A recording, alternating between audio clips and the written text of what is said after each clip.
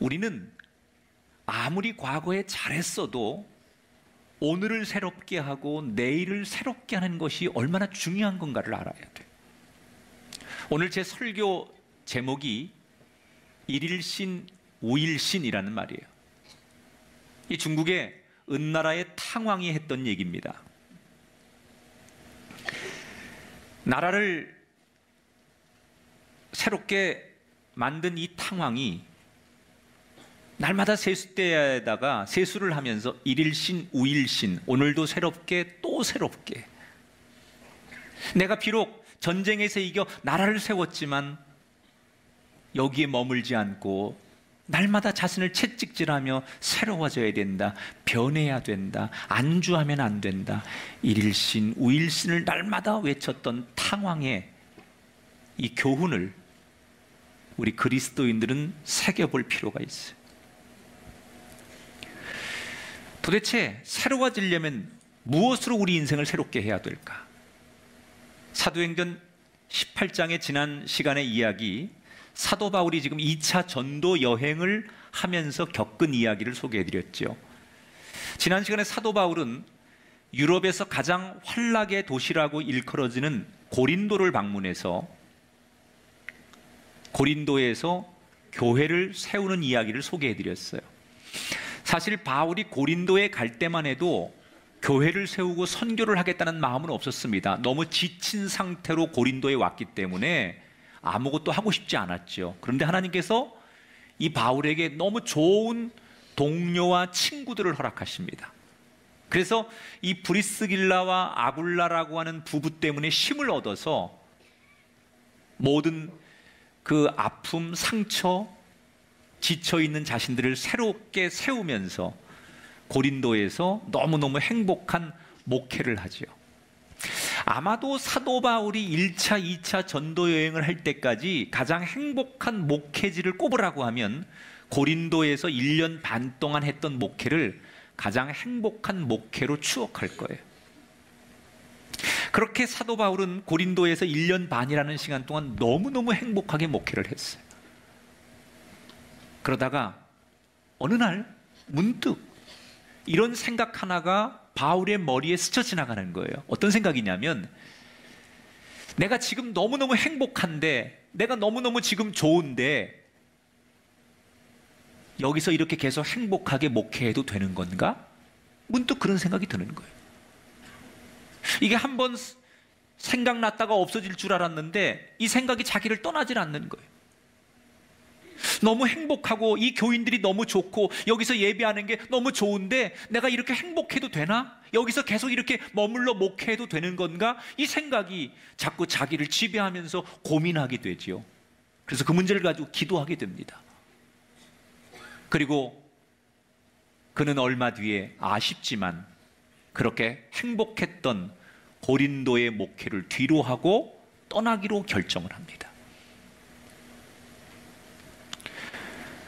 왜 바울은 그렇게 행복한 고린도에서 목회를 스스로 떠나려고 했던 것일까? 이유는 하나예요. 본질로 돌아가는 거예요.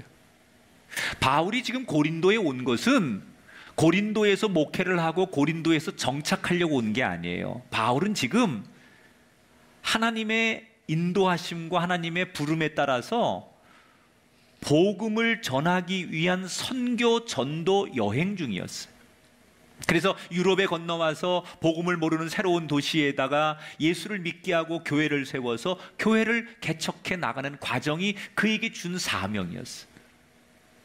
그런데 잠시 너무 지쳐있던 그가 고린도에서 목회하는 그 시간 동안 너무 행복하고 좋으니 1년 반이라는 시간을 거기에 눌러 앉으면서 편안함에 익숙해지기 시작한 거예요.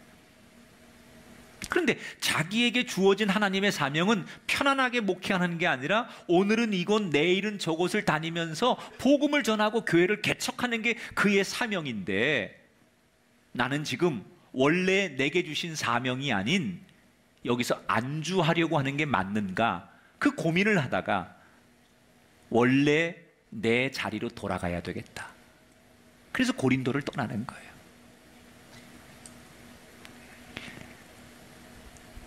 1년 반 만에 고린도를 떠나면서 그동안 정들었던 교인들과 석별의 정을 나누고 그는 머리를 다 자르죠.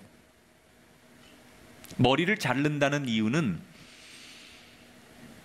아마도 그걸 뭐 여러 학자들이 뭐 유대인의 전통을 따르고 뭐 이런 것도 있었겠지만 내가 그동안 조금 나태해졌던 내 마음, 내 각오를 새롭게 하겠다, 그런 의지로 아마 머리를 잘랐을 것이다.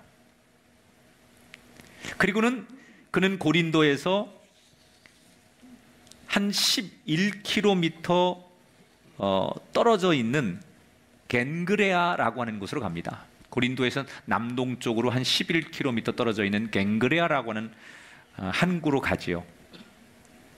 거기서 배를 타고 그가 간 곳은 아시아의 당시의 수도였던 에베소라고 하는 곳을 가게 됩니다. 여러분, 고린도는 유럽이에요. 항구 도시예요. 그런데 거기서 바로 건너편에 에베소가 있는데 이 에베소는 아시아예요. 그러니까 지금 고린도라고 하는 유럽에서 배를 타고 아시아의 에베소로 다시 건너오는 거죠. 이 에베소라고 하는 곳은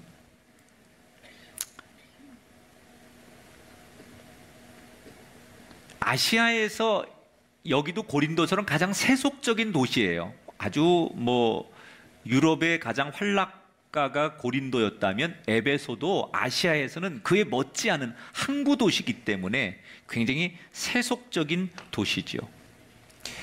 여기 도착해서 바울은 회당에 가서 열심히 유대인들에게 전도를 합니다. 그리고는 바울의 설교를 들은 많은 사람들이 회심을 하고 결심을 해서 나름대로 교인들이 생기고 꿈을 갖게 돼요. 아, 이 에베소도 내가 저 고린도에서 행복하게 목회했던 것처럼 제2의 고린도로 만들 수 있겠다, 이런 희망을 갖게 됩니다. 그래서 열심히 예수를 믿겠다고 한 사람들을 양육하고 그들을 하나하나 세워가는 행복한 목회를 에베소에서도 하지요. 그런데 사실 에베소에서 바울이 얼마 못 가서 자기의 꿈과 결심을 접게 됩니다. 제2의 고린도처럼 만들 수 있다, 이런 희망을 가졌는데 거기를 떠나게 돼요. 20절 21절을 볼게요. 여러 사람이 더 오래 있기를 청하되 허락하지 아니하고 배를 타고 에베소를 떠났다, 이렇게 나와요. 자, 에베소에 온 지 얼마 안 됐는데 아직 교회도 제대로 잘 세우지 않았는데 왜 사도 바울은 에베소를 떠나게 된 걸까? 그 힌트가 21절에 나오죠. 같이 읽어보겠습니다. 시작. 작별하여 이르되 만일 하나님의 뜻이면 너희에게로 돌아오리라 하고, 내가 하나님의 뜻이 있으면 다시 에베소로 돌아오겠다, 이렇게 말했어요. 그 말은 바꿔 말하면 나한테 하나님께서 다른 뜻을 주셨기 때문에, 하나님께서 나에게 지금 다른 사명을 주셨기 때문에 나는 에베소를 떠난다는 얘기예요. 성경에 하나님의 이 바울에게 어떤 사명을 줬는지 구체적으로 써 있지 않아요. 그러나 바울의 고백대로라면 나는 있고 싶지만 하나님께서 나한테 다른 사명을 주셔서 나는 새로운 길을 떠난다, 이렇게 고백하고 에베소를 떠나게 돼요. 자, 고린도에서 떠날 때도 그랬고 에베소에서 떠날 때도 공통점이 있어요. 뭐예요? 하나님이 내게 주신 사명 때문에 떠났다는 거예요.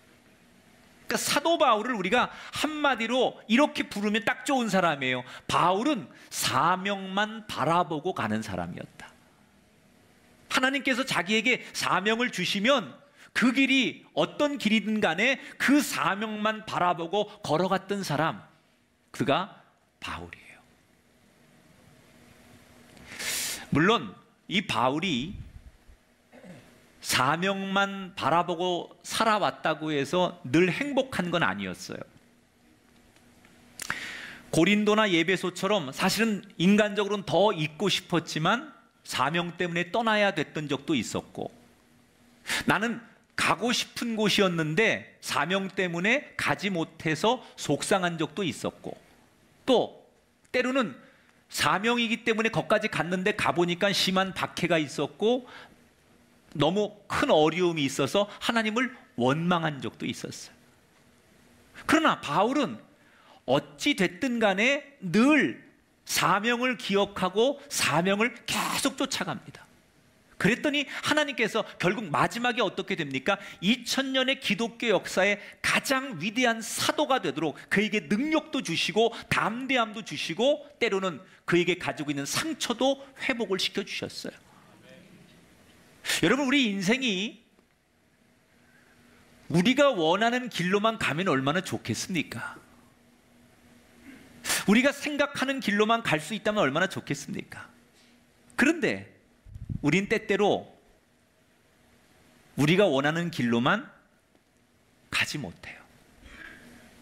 나는 이 집에 더 살고 싶은데 이사를 해야 될 때도 있고, 내가 이 직장에 더 머물고 싶지만 직장을 그만둬야 될 때도 있고, 또 난 이 사람과 더 교제하고 싶지만 이 사람과 헤어져야 할 때도 있는 게 우리의 인생 아닙니까? 그럴 때 사람들은 어떻게 합니까? 대개는 환경을 원망하고 그렇게 될 수밖에 없는 자신을 우리는 비관합니다.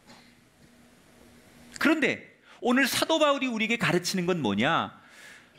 우리가 그런 원하지 않는 길을 갈 때, 그런 처지에 놓였을 때 세상을 원망하고 우리가 불평하는 인생이 되지 말고, 그럴 때마다 우리가 원하지 않는 길 한복판에 놓였을 때 뭘 해야 되느냐?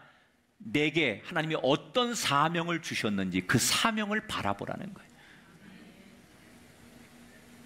내가 전혀 원하지 않는 길을 가고 있을 때 나는 왜 이렇게 살아야 하지? 내 인생은 왜 이렇게 불행하지? 내가 원하지도 않는, 나는 이렇게 왜 행복하지 않은 인생을 살아야 하지? 이렇게 불평할 게 아니라, 비록 내가 계획하고 원하지 않은 길일지라도 이 길 끝에 하나님이 어떤 사명을 내게 주셨길래 나에게 이 길을 가게 하실까? 그 길 한복판에서 사명을 바라보면 그 길 또한 내게 새로운 길이 될 수 있다는 거예요. 내가 원하는 길을 가기 때문에 행복한 게 아니라, 내가 원하지 않고 계획하지 않은 길을 갈지라도 하나님이 도대체 나에게 어떤 것을 원하시길래, 나에게 무엇을 원하시길래 이 길 한복판에 서 있게 하신 걸까?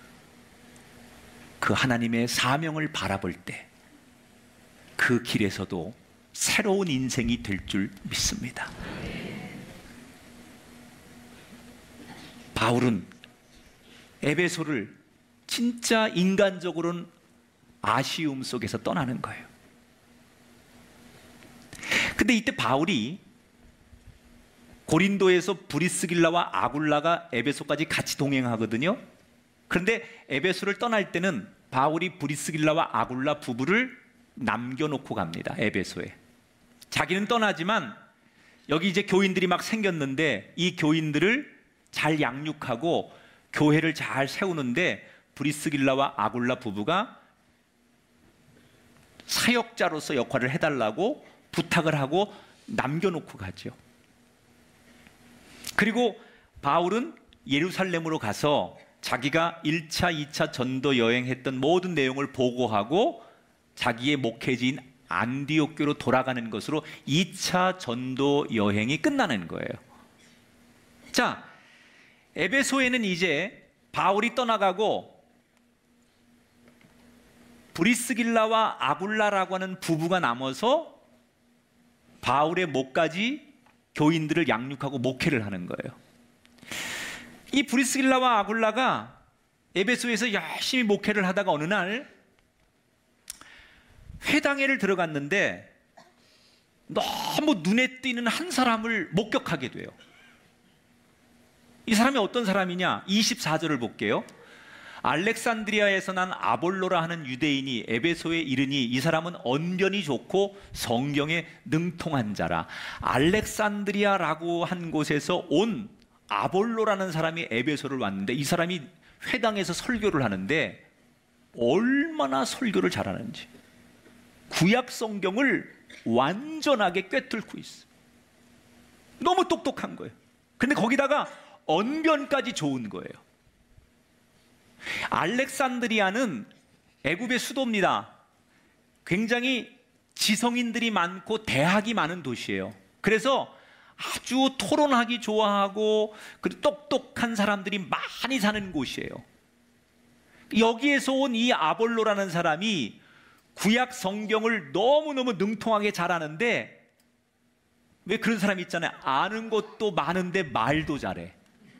언변이 너무 좋은 거예요. 같은 말을 해도 어쩌면 그렇게 착착 달라붙게 얘기를 하는지 너무너무 말을 잘하는 거예요, 이 아볼로가.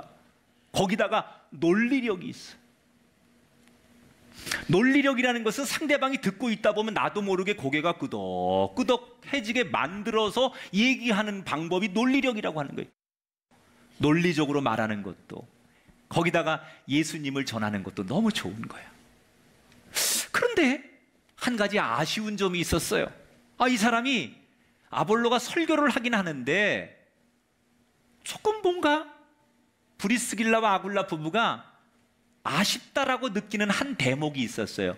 26절을 볼게요. 그가 열심으로 예수에 관한 것을 자세히 말하며 가르치나, 아볼로가 그렇게 했다는 거죠. 뭐가 아쉽냐? 요한의 세례만 알 따름이라.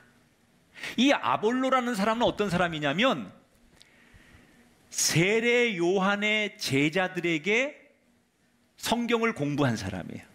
그래서 세례 요한의 영향을 받아가지고 세례 요한이 전한 그것만 붙들고 신앙생활 한 사람이에요.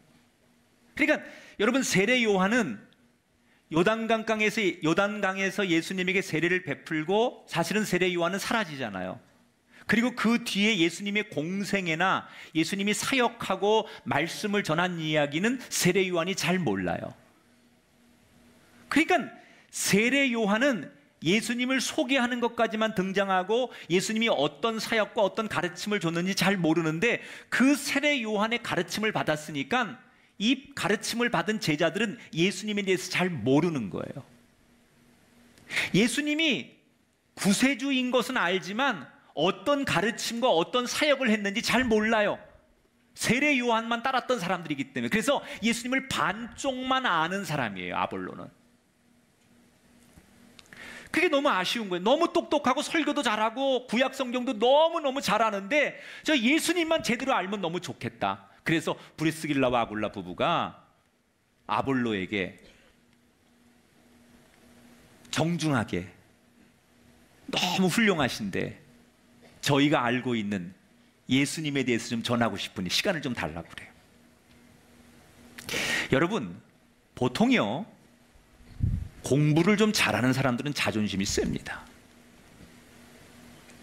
특히 내가 오랫동안 전공한 특수 분야에, 내가 알고 있는 전문 분야에 누가 만약에 당신 그거 잘 모르는 거야, 그리고 끼어들면 굉장히 자존심 상하고 불쾌한 겁니다.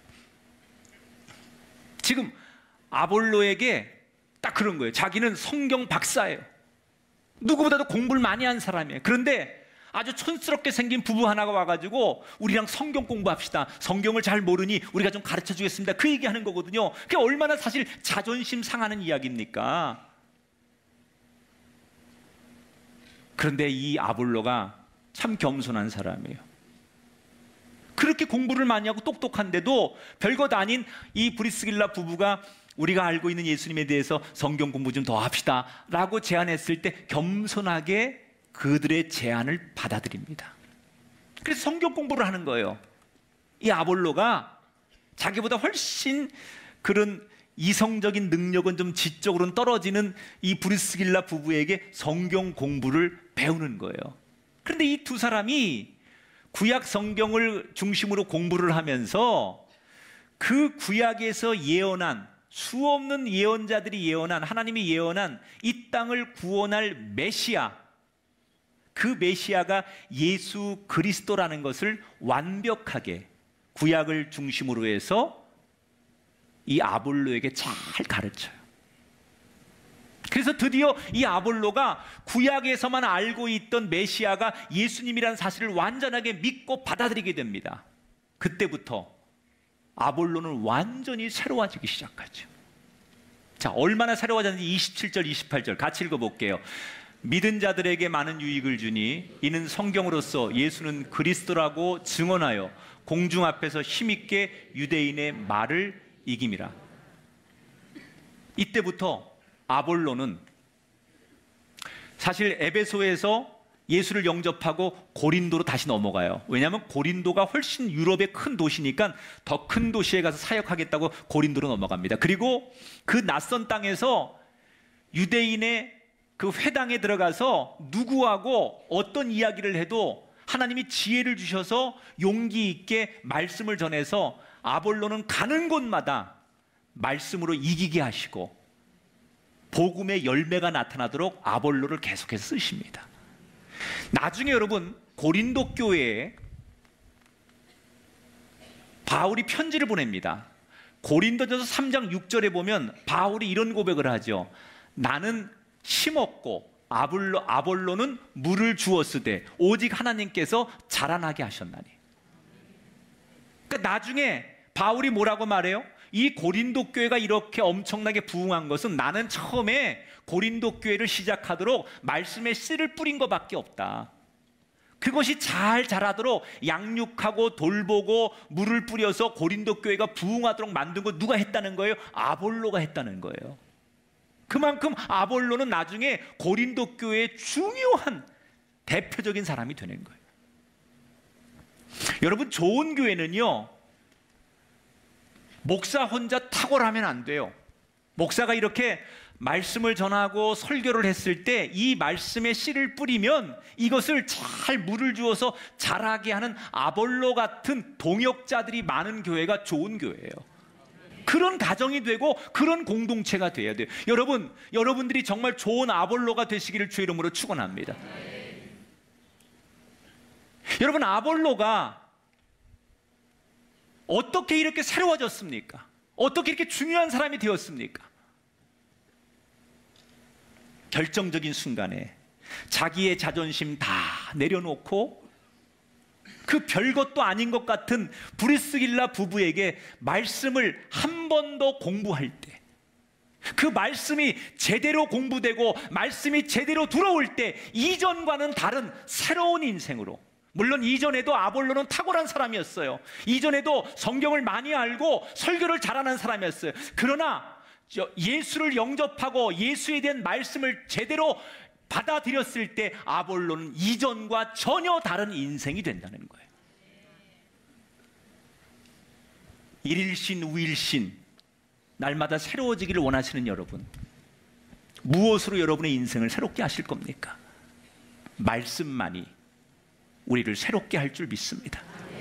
여러분 인생에 어느 날 말씀이 채워질 때, 여러분 인생에 말씀이 들려질 때, 여러분 인생에 말씀이 능력으로 임할 때, 그 말씀이 여러분에게 용기를 주고, 그 말씀이 여러분에게 지혜를 주고, 그 말씀이 여러분을 두려움 없게 만들고, 그 말씀이 여러분에게 흥황의 말씀이 될 줄 믿습니다.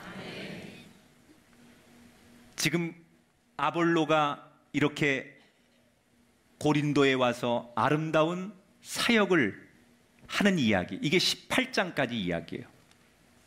그리고 19장으로 넘어가면 19장부터는 사도 바울의 3차 전도 여행의 이야기가 다시 시작되는 거예요. 자, 1차, 2차 마치고 한 2, 3년 정도 안디옥 교회에서 충전했던 바울이 다시 3차 전도 여행을 시작합니다. 이게 이제 19장부터 등장하는 거예요. 3차 전도 여행을 하면서 바울이 브리스길라와 아굴라를 떼놓고 왔던 에베소 교회를 다시 재방문하게 됩니다. 3차 전도 여행 때. 그동안 이 에베소 교회가 어떻게 변했는지 궁금하기도 하고, 그 옛날 신앙생활 했던 교인들이 그립기도 해서 다시 그 선교지를 3차 전도 여행 때 바울이 방문을 해요. 그리고 그 에베소에 갔다가 오랜만에 그 에베소에서 아주 흥미로운 사람들을 가자마자 만나게 됩니다. 어떤 사람들이냐면, 이 사람들은 한 12명쯤 돼서 서로가 늘 같이 붙어 다니는, 요즘 말로 말하면 공동체, 우리로 말하면 뭐 셀이나 속회 또는 선교회 이렇게 몰려다니면서 서로가 신앙적인 긴장감을 주는 그런 영적인 가족 같은 사람들. 이 사람들이 세례 요한의 그 가르침을 반복해서 나누면서 아주 금욕적인 경건한 삶을 사는 사람들인데, 이 사람들 역시 아볼로가 처음에 신앙생활을 했던 것처럼 세례 요한의 영향을 받아서 그런지 세례 요한이 외쳤던 내 뒤에 구원자가 올 것이다, 이 말을 너무너무 중요하게 생각하면서 메시아가 올 것을 준비해야 된다, 이렇게 부르짖는 금욕적인 삶을 사는 그런 교인들이에요. 그러니까 바울이 이 사람들이 굉장히 경건하게 살려고 하는 모습에는 감동을 받았지만 한편으로 안타까운 거예요. 저들이 지금 그렇게 기다리는 메시아가 이미 오셔서 십자가에 달려 죽으시고 이미 부활 승천하시고 성령을 우리에게 주셨는데 아직도 그 예수님을 모르고 있다니, 그 예수님을 아직도 기다리고 있다니 너무 안타까운 거예요. 여러분, 세례 요한이 이런 말 했던 걸 기억하세요? 나는 물로 세례를 베풀지만 그분은 성령으로 세례를 베풀 것이다. 그 성령의 세례가 바로 예수님을 통해서 이미 시작된 거예요. 그래서 바울이 너무 경건하게 막 열심히 살려고 하는 그들이 참 감동스러워서 또 안타까워서 그들에게 다가가서 바울이 묻습니다. 혹시 성령을 아십니까? 이렇게 물었어요. 그랬더니 이 사람들이 바울을 위아래로 훑어보면서 그런 게 있습니까? 그게 뭡니까? 이렇게 물어보는 거예요. 그래서 바울이 세례 요한의 말을 빌려서 세례 요한이 약속했던 구원자가 예수님인 것을 이 사람들에게 차근차근 설명을 하는 거예요. 그랬더니 드디어 이 사람들이 마음의 문이 열려서 예수님을 영접해요. 이게 19장에 지금 앞에 나오는 이야기예요. 자, 이 사람들이 드디어 예수님을 받아들이게 됐어요. 그리고 예수를 믿기 시작했어요. 그래서 바울이 그들의 머리에 안수를 합니다. 그랬더니 어떤 일이 일어나냐? 6절에 이런 놀라운 일이 일어나죠. 바울이 그들에게 안수함에 성령이 그들에게 임하심으로 방언도 하고 예언도 하니라. 마치 오순절 마가의 다락방처럼 거기에도 성령이 임해서 사람들이 방언을 하고 예언을 하면서 놀라운 성령의 역사가 나타나기 시작했어요. 이때부터 이 12명은 성령을 체험하고 나서부터 완전히 새로워지기 시작합니다. 그동안은 세례 요한이 전부인 줄 알았는데 이제 그 세례 요한만 붙들고 살았는데 성령을 체험하고 나니까는 이제는 예수님을 붙들기 시작했어요. 여러분에게도 오늘 에베소의 성령의 역사처럼, 오순절의 성령의 역사처럼 여러분의 가정에 성령의 역사가 나타나시고 여러분의 삶의 자리에 성령의 역사가 나타나길 주 이름으로 축원합니다. 성령의 역사가 나타나기 전에는 세례 요한만 붙들고 살았어요. 자기들이 알고 있는 것만 붙들고 살았어요. 그런데 성령이 임하니까 예수만 붙들고 살게 되더라는 거예요. 아무리 우리가 과거에 뜨겁게 체험하고 또는 신앙생활을 오래 한 사람도 과거만 붙들고 있으면 나도 모르게 고인 인생, 썩는 인생이 됩니다. 우린 날마다 일일신, 우일신 해야 돼요. 날마다 새로운 인생이 되려면 오늘 에베소에서 만난 이 사람들처럼 성령을 만나야 돼요. 사랑하는 여러분, 새로워지길 원하십니까? 성령의 뜨거움을 체험하시기를 주 이름으로 축원합니다. 내가 과거에 신앙생활한 거, 내가 과거에 은혜 받은 거 여기에 만족하지 마시고 오늘도 주님 내게 성령을 허락하여 주옵소서, 오늘도 성령께서 말씀하여 주옵소서, 오늘도 성령이여 임하여 주시옵소서. 그럴 때 우리의 인생이 새로워지는 거예요. 오늘 예배 가운데 말씀 듣고 찬양하는 가운데 성령이 여러분에게 뜨겁게 임하게 되길 주 이름으로 축원합니다. 여러분, 성령이 임할 때 우리의 죄악이 사라지고 성령이 임할 때 근심이 사라지고 성령이 임할 때 두려움이 떠나가는 줄 믿습니다. 그래서 성령을 체험하면 우리 인생은 새로워지는 거예요. 많은 그리스도인 가운데 현대 교인들이 이게 제일 문제인 것 같아. 세례 요한이 베풀었던 물로만 세례를 받는 것으로 만족하는 사람들. 나는 미션 스쿨을 다녔기 때문에 또는 군대에서 훈련소에서 세례 받았습니다. 나는 기독교인입니다.